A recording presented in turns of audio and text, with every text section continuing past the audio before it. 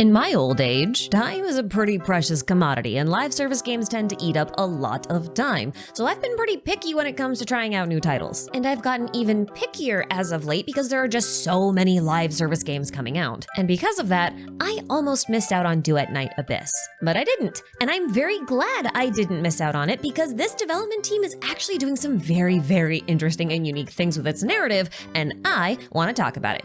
Partly because what they're doing is really cool, and partly because I've actually been really enjoying the story. But before we dive in and start talking about the narrative structure and all the unique things that they're doing with it, I'd like to explain some of the basic lore of the game, because the world's setting and overarching conflict are very important for understanding the narrative structure the developers have gone with here. Please note that I will be including some minor spoilers from the very beginning of both stories. Yes, I said both stories. We'll talk more about that in a minute. The story of Duet Night Abyss takes place on the continent of Atlasia, which is home to many different humanoid races, like the horned Charons and the hornless Solarians. And these races once lived together in peace and harmony under the theocracy of the Elysian Church and the Nine Gods. Now, the Elysian Church believed that the Charon race were the children of divinity, and they should therefore receive the treatment befitting of gods in mortal form. And this was the status quo until about 1300 years ago, when resources started becoming more scarce, and the inequality between social classes and races became more and more severe.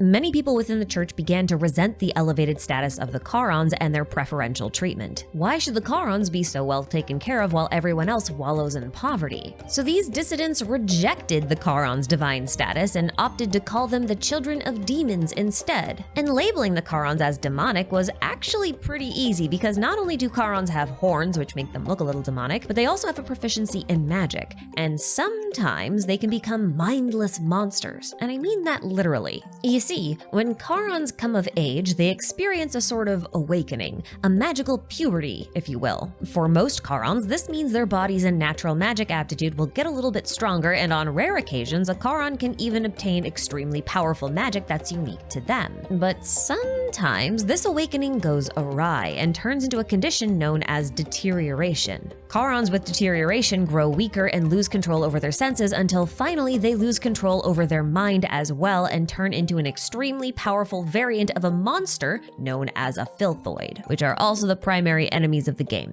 When the church failed to heed the cries of their people, dissidents of the church, who were mainly Solarians, left the southern lands governed by the theocracy and traveled north, seeking to escape poverty and the church in an event known as the Great Migration. But the northern lands were already populated by small Charon settlements. Now, these people who had left the church and migrated north had a lot of resentment against the Charons. So even though these Charons were not affiliated with the church, the dissidents of the church took the land by force, capturing and oppressing all of the Charons in the area and slaughtering those who resisted. The people of these new settlements eventually discovered an abundant natural resource called foxicor, which they were then able to alchemically refine into a more usable form called foxine. Foxine became the basis of a new kind of technology, which fueled the settlement's rapid expansion and transformation into the infamous Hyperborean Empire. And with its newfound power and foxine technology, the Northern Hyperborean Empire was finally able to stand on equal footing against the Southern Elysian Church, embroiling the land in an endless war of ideals in the process.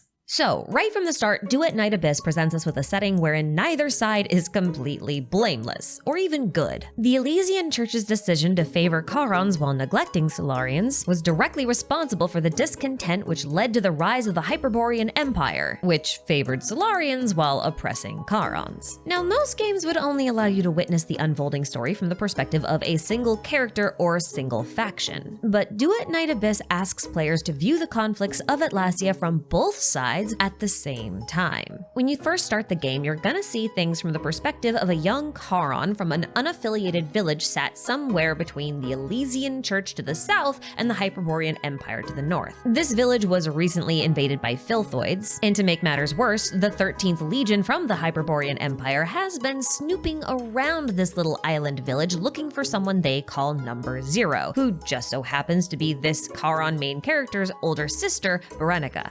Within the first hour of the game, Berenica is apprehended by the 13th Legion and our main Charon falls into the ocean. Believing themselves to be dead, they witness a very strange dream featuring a mysterious figure only to wake up in the town of Ice Lake, located deep within the Hyperborean Empire. They have no money, no friends, and no contacts, but somehow they're gonna have to find a way to both locate and rescue their sister from the most powerful branch of the Hyperborean Empire's military. And this kind of establishes the Hyperborean Empire's military as the main antagonist of the game. At least that's what it seems like at first. Because just when you think you've got things figured out, Duet Night Abyss flips everything on its head. After your main character gets themselves established in Ice Lake, they have that strange dream again. And suddenly, you're no longer playing as your little Charon. You're playing as somebody else entirely, a Solarian captain of the Hyperborean military. And it just so happens that they are the same mysterious figure from the Charon's dream. This side of the story starts with a military operation that's gone very, very wrong. This captain that you are now playing as was tasked with retaking a military base that had been conquered by a so-called terrorist organization known as the Forsakens. Now, the Forsakens are a group of vigilante Charons seeking to topple the oppressive regime established by the Hyperborean Empire so Charons can be free to live their lives without fear. But this new world that they wish for has no place for Solarians. And it's here that the narrative structure of Duet Night Abyss really shines. By giving the player access to two very different characters on either side of the current conflict, the developers are able to tell a very nuanced story where the lines between good and evil are very, very blurry. To the Solarians, Charons are a dangerous existence that needs to be eradicated to ensure the safety of everyone else. They are a symbol of everything that's gone wrong in the world. But to the Charons, the Solarians are oppressive warmongers. Neither side is able to have any sort of tolerance for the other. Whatever side you're on is the correct side, and the other side is the one that's wrong. There's no room for discussion and no room for compromise. The perspectives of both sides are very valid when you really sit down and think about it. Both the Charons and the Solarians have a lot of things to be mad at each other about. But when victory comes at the expense of an entire race's elimination or oppression,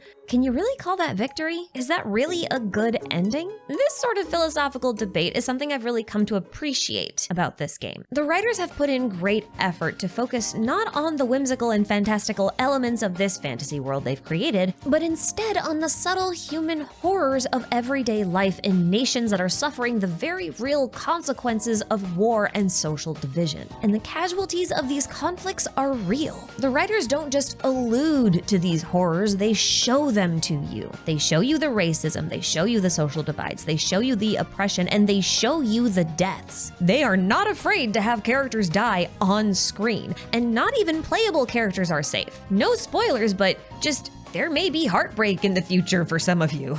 Now look, this approach to narrative isn't really new. In fact, Duet Night Abyss is very reminiscent of one of my favorite series, Nier and Drakengard, with respect to its tone, flawed characters, and relationships with death, love, and sacrifice as, themes. But if other games have done this sort of thing before, why am I so fascinated by the fact that Duet Night Abyss is doing it right now? Well, Duet Night Abyss is a live service game, and it therefore has problems that a standalone game like Nier doesn't have. Specifically, the need for ongoing monetization. And believe it or not, monetization models have a big impact on how stories are told. And what type of stories you can even tell. Most live service games, especially gacha games, opt for selling characters on a regular schedule, usually about 6 weeks. This is a very lucrative model, but it comes with a lot of restrictions on the narrative side. If you have at least one character coming out every 6 weeks, then somehow you have to make relevant content for a character every 6 weeks. Because you gotta make people endeared to that character, you gotta sell them, right? And that's pretty hard to sustain as stories grow and evolve, and your cast can get really bloated. And your narrative can suffer if you're trying to, shoehorn in all of these different characters that you need to sell, but may or may not really matter to the overall narrative, And this was part of the reason why Duet Night Abyss decided to completely change their monetization model from a character gacha model to a cosmetics model.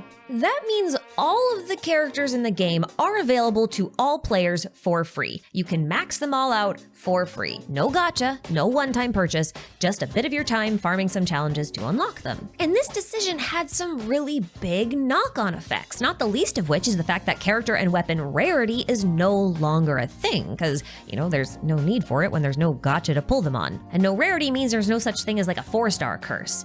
That thing that happens when your favorite character isn't a busted 5-star unit, so there's not really like a reason to use them in the endgame modes, and it's just kind of depressing. And without rarity and gacha and the need to sell the characters every 6 weeks, every character in the game has a balanced power level. And with no gacha, there's also no real incentive for power creep because, again, they're not trying to sell you a new powerful character, you get them for free. Your characters are basically always going to be able to be relevant, and you can keep the characters feeling fresh with new cosmetics. And can I just say before hopping back on the narrative stuff, the cosmetic system in this game is actually really interesting because not only is it made up of several parts, and then you can also get like individual, really big, complex skins and also weapon skins and that kind of stuff, but you can also get dyes which let you recolor and customize the cosmetics. And it's not just a simple recoloring, like this looks really cool. Now I promise that this has something to do with the narrative structure, because the fact that this game never has to sell you a character is really, really important. Because when developers don't have to sell you a character every few weeks, they gain the freedom to introduce characters within their world and stories organically, meaning the narrative itself determines when a new character is introduced instead of the marketing department. And this allows the writers to weave each character's personal story into the main narrative in a way that feels natural and very relevant and important, because that character is important to the plot and needs to be a part of it. They're not distractions or side stories, they're part of the main event. They feel like they matter. And I have personally really enjoyed how this has played out in the game so far, as every character I've met in-game has taught me something important about the world that these characters live in. For example, I feel like learning about Charon deterioration wouldn't have meant as much if we hadn't experienced it with Psyche. I'm not gonna spoil you on how that plotline ends, but man,